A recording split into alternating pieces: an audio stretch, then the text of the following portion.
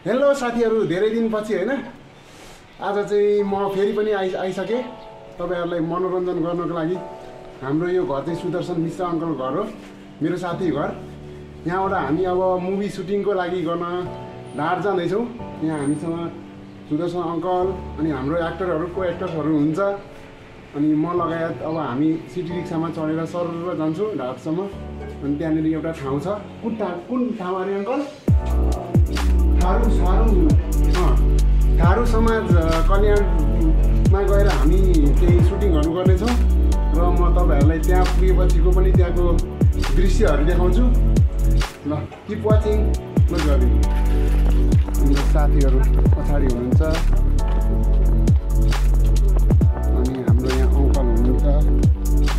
Uncle यहाँ हेर्नु त, हाम्रो यहाँ अङ्कल हुनुहुन्छ। हेलो, अब हामी कलाकारहरू हुनुहुन्छ होइन।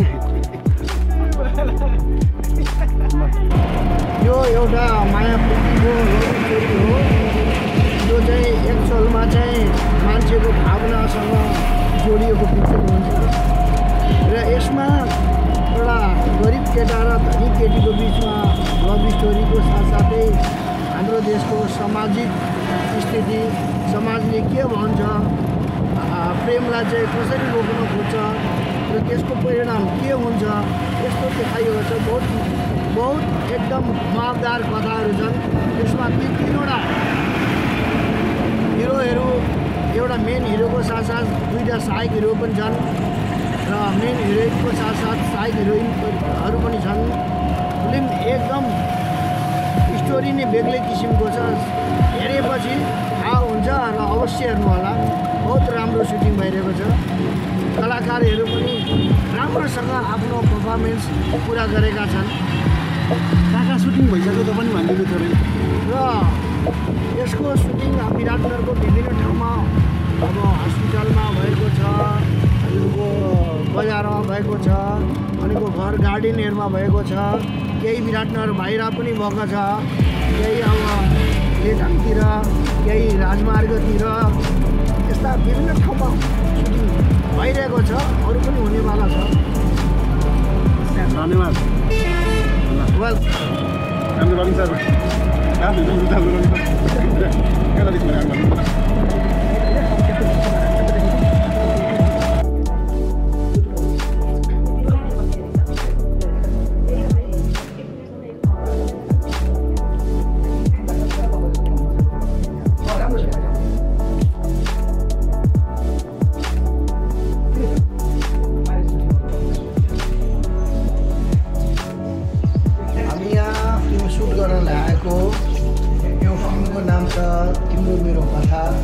यहाँ सबै कलाकार आइसकेका छौँ।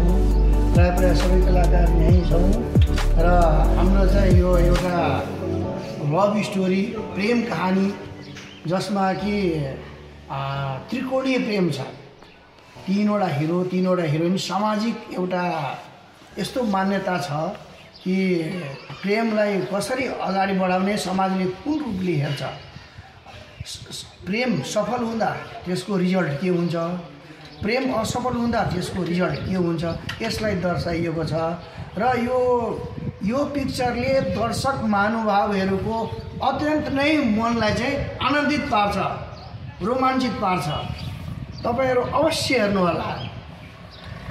ल हाम्रो दुई कलाकार एक्टरहरूमा हुनुहुन्छ है।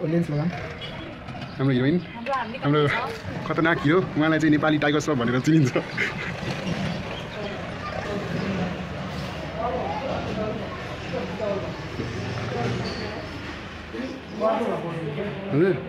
शरद अङ्कल पुरै हुँदैछ हो? के हुँदैछ? शरद अङ्कलको अचेल आउनुमा त तिमीहरूलाई त थाहा नै होला। कनपट्टिदेखि पाक्न थाल्छ क्या मान्छेको। यो बुढोको साइड यो आँखा त झरेको यस्तो क्यामेराको शुभारम्भ। स्कुटीमा तिम्रो 3 मिनट पनि लाग्दैन। 3 मिनट लाग्यो होला तिमीहरूको गर्दा मात्र। भाइ एक मिनट बस्छ ल तिम्रो आफ्नो हेरिस गर्न पहिला आउँछ।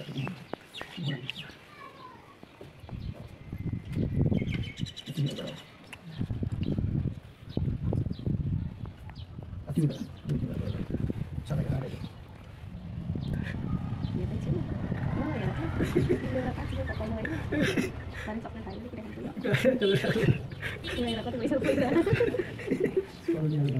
यो आउँदा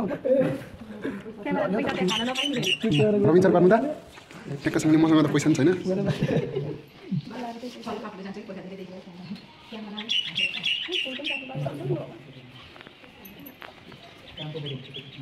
ल नानी जय दुर्गा जय पार्थिवरा आफ्नो इष्ट जे मन लाग्छ हैन आफ्नो इष्ट जे गर्छ सबै बराबरै गर्छ जय अम्बे जय पार्थिवरा जय जय देवता ओम गणेश नमः ओम गणेश नमः फेरि यसपछि फटाफट 6 महिना फेरि अर्को दिनुहोस् फेरि दिनुहोस् थोडा लाखौँ लाख आम्दानी होस् लाखौँ लाख करोड आम्दानी होस् निकार यहाँ गाडिदिन्छु ल